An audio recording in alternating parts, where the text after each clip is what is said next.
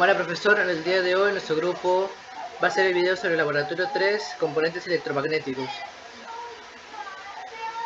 Objetivos del laboratorio es implementar y analizar el funcionamiento de un generador eléctrico, el funcionamiento de un electroimán, el efecto de inductancia de una bobina y el funcionamiento de un motor DC.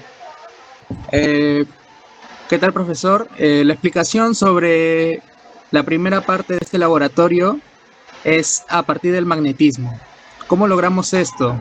Al mover manualmente un imán permanente repetidamente dentro y fuera del núcleo, se produce un cambio en el flujo magnético.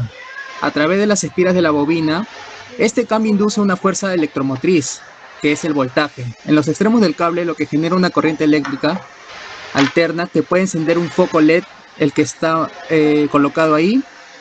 Se logra prender si se le aplica la debida fuerza con el imán. Ahora, para responder a las preguntas, ¿por qué se utiliza un núcleo de hierro?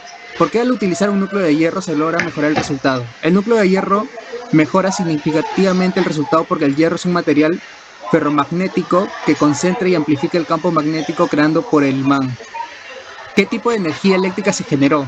Se generó energía eléctrica alterna.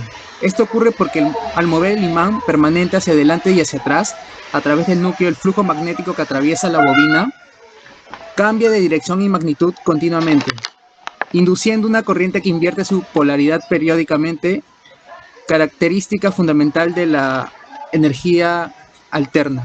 Le paso con mi compañero Paul. Sobre el magnetismo a partir de la electricidad, o también llamada ley de Ampère, se refiere a cómo afecta el núcleo dentro de una bobina para el campo magnético.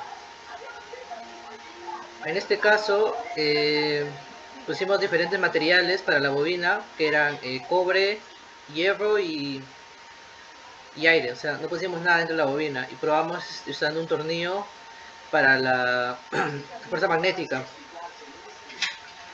Durante el experimento nos dimos cuenta de que el mejor de los casos era con el núcleo de hierro, pues potenciaba más el campo electromagnético, y el peor de los casos fue entre el aire y el cobre, que no apoyaron casi nada en el experimento.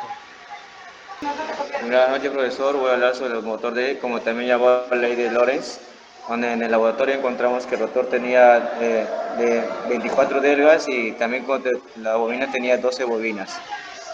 ¿Cómo están conectadas las bobinas y las delgas? Estaban conectadas conformadas por conjuntos de espiras de cobre enrollados en ranuras opuestas al rotor.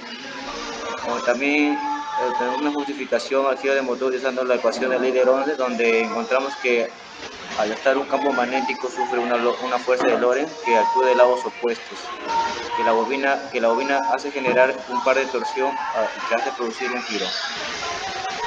Vamos con mi compañero. Buenas noches, profesor. Bueno, yo explicaré acerca de la inductancia de una bomba, ¿no?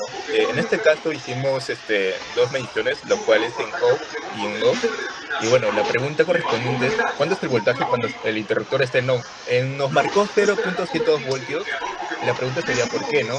Creo que la respuesta sería porque continúa de manera normal, sin picos. Y bueno, también la siguiente pregunta que sería es ¿cuánto es el voltaje cuando el interruptor está en off? Bueno, nos marcó 13.94 voltios. ¿Y por qué? Creo que porque se resiste a una interferencia y el pico es cercano a 100. Y bueno, ¿en qué momento se llega a tener un voltaje pico máximo?